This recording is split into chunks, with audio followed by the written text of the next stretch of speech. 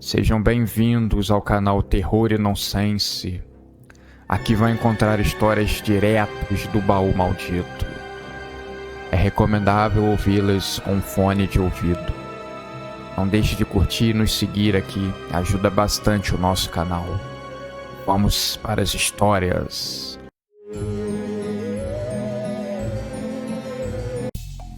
Eduardo Ribas estava em um famoso podcast em que ele contava coisas sombrias sobre o seu passado.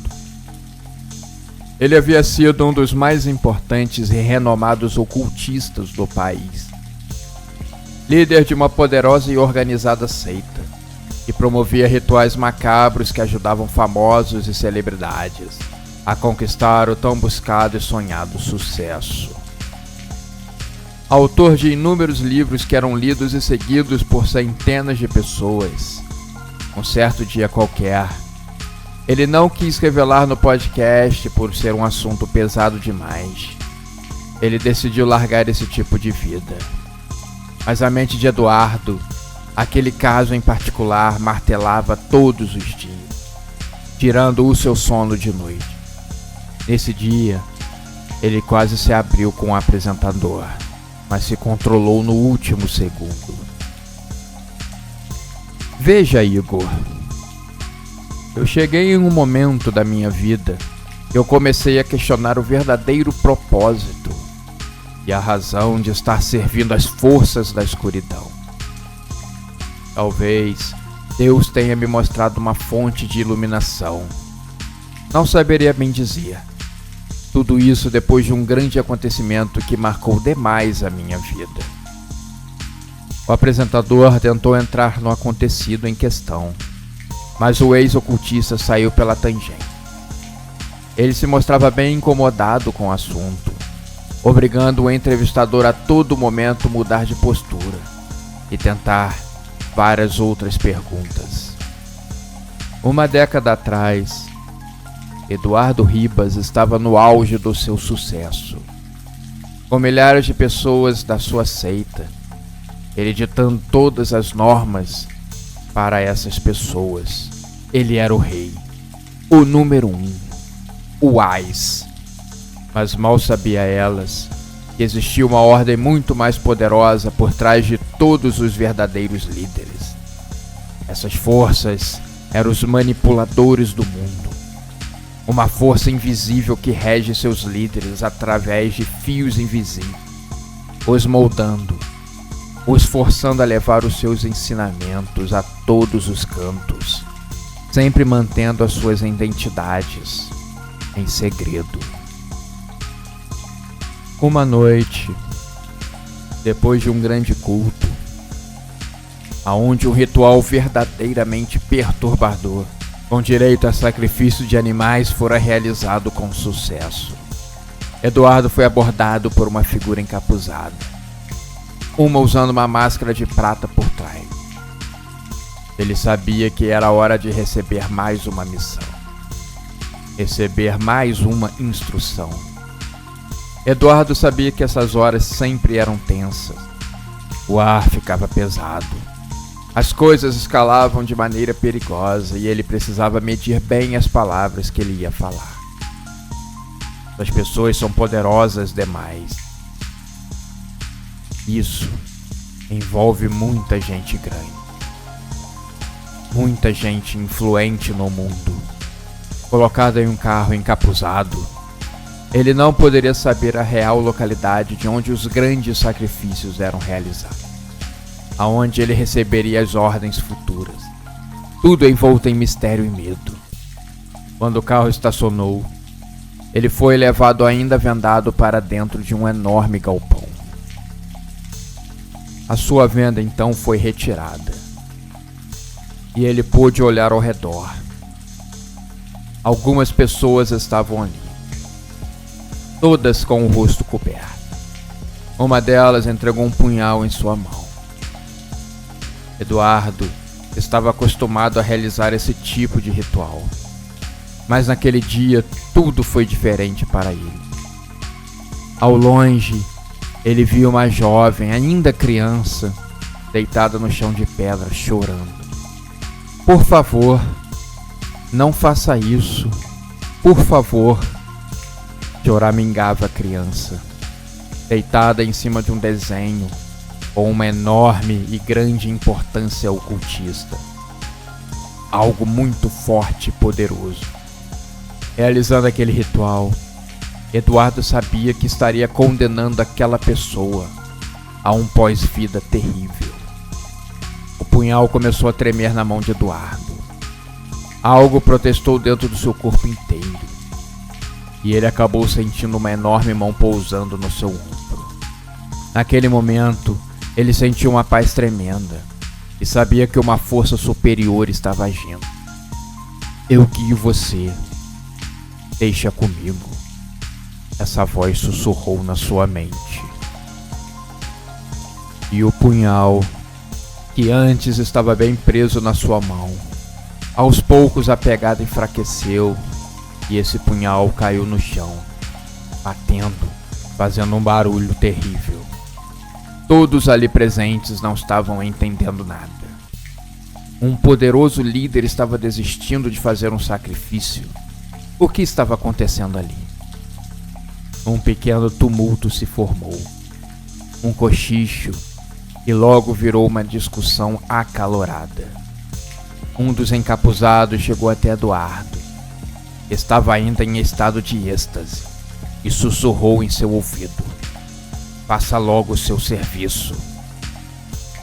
Mas Eduardo se recusou.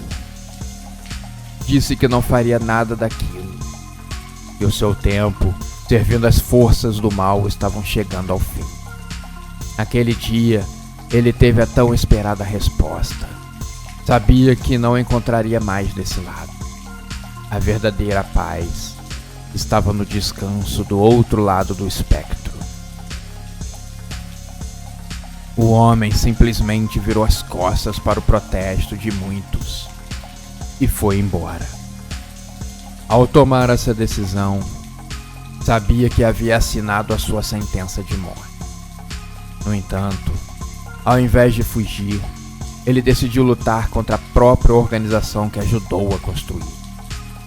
Começou a entrar em contato com jornalistas, revelando segredos da seita.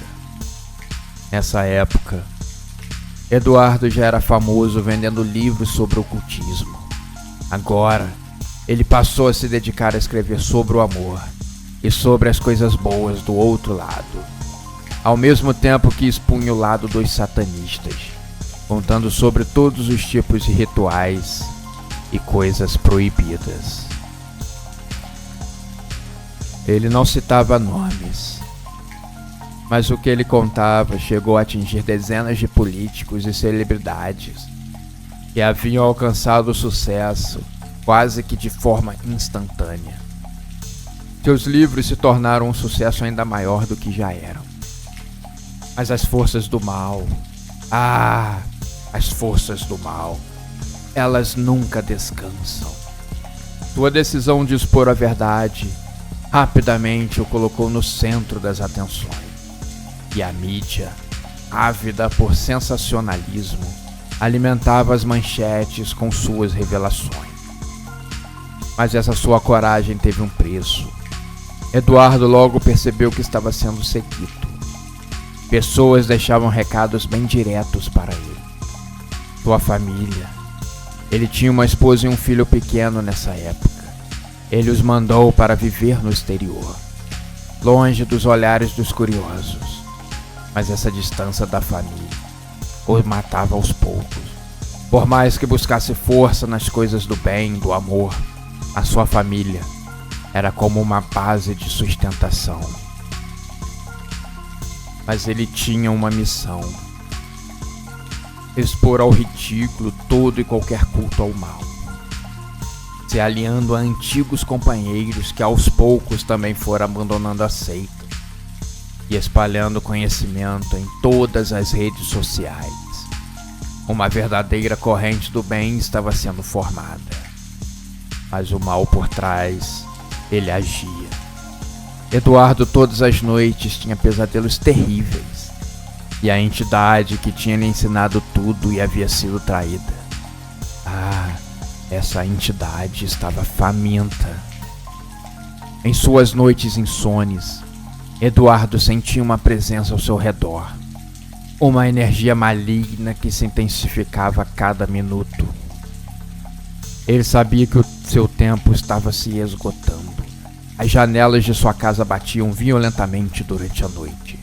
Objetos se moviam sozinhos e a escuridão parecia ganhar vida, envolvendo-o em uma atmosfera de terror constante.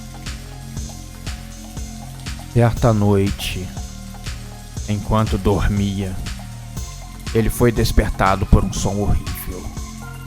Um grito que não parecia ser de um ser humano. Ao abrir os olhos, viu a entidade na sua frente. Sua forma era indescritível, uma massa de sombras que parecia distorcer a própria realidade ao seu redor. Eduardo tentou correr, mas seus pés estavam presos ao chão, como se fossem raízes. Ele então retirou do seu bolso um crucifixo, um símbolo que ele sabia ser muito poderoso e que o tinha lhe ajudado diversas vezes antes. Mas dessa vez foi em vão. Nenhum dos símbolos mais poderosos o poderiam salvar. Você mexeu com forças muito mais fortes do que você, Eduardo. A entidade sussurrava no seu ouvido. Demoramos muitos anos para juntar as forças necessárias para nos vingar. Mas conseguimos. Você, dessa vez, não tem escapatória. A entidade sussurrou palavras em latim. Conhecimentos que até Eduardo desconhecia. E ele sentiu um frio mortal a se espalhar pelo seu corpo, tremendo do topo da sua cabeça até a planta do pé. Ele tentou gritar, mas nenhum som saiu de sua garganta. Então, tudo ficou escuro por breves segundos. Assim que ele recobrou a consciência, ele estava escrevendo uma bela carta de despedida. Ele sabia o que estava sendo escrito, mas ele também sabia que não era ele que comandava sua mão direita. Ele ficou um bom tempo escrevendo. A carta já passava das 3 páginas, quando a entidade o fez terminá-la e ficar de pé. Ele então caminhou até o lugar onde guardava a chave do carro. Ele a pegou. Depois foi em uma gaveta onde pegou uma arma de fogo. Lágrimas escorriam do rosto de Eduardo. Ele sabia que estava condenado. Não tinha mais como fugir desse destino cruel e aviltante que estava se desenhando na sua frente.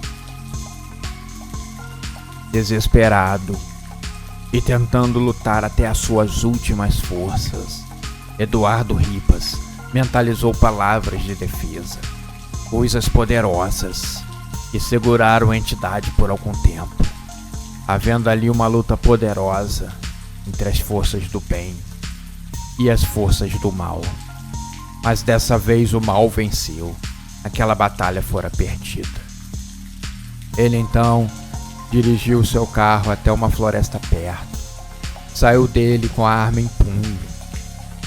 Quando chegou então em um lugar marcado, com desenhos ritualísticos no chão, parecendo pintados com sangue, o seu dedo então puxou o gatilho, encerrando assim a sua vida. Quando a polícia chegou ao local da sua morte, encontraram seu corpo no centro de um símbolo ritualístico desenhado com seu próprio sangue. Não havia sinais de luta ou de assassinato, e os investigadores não conseguiram explicar o que havia acontecido. A mídia rapidamente criou teorias sobre sua morte, mas ninguém jamais soube a verdade. Uma câmera de segurança em um poste perto da entrada dessa floresta captou o homem saindo do carro com a arma em punho. Então, ali mesmo, decidiram encerrar qualquer tipo de investigação. As causas da sua morte eram mais do que óbvias. O jovem que ele havia salvado e se recusado a realizar o ritual essa jovem sobreviveu. Mas as forças que ele desafiou continuaram a assombrá-la pelo resto de sua vida. E aceita, apesar da exposição, ela encontrou uma maneira de se reerguer, ainda mais poderosa e oculta, influenciando todos os campos da sociedade, pronta para continuar seus rituais e exigir o próximo sacrifício.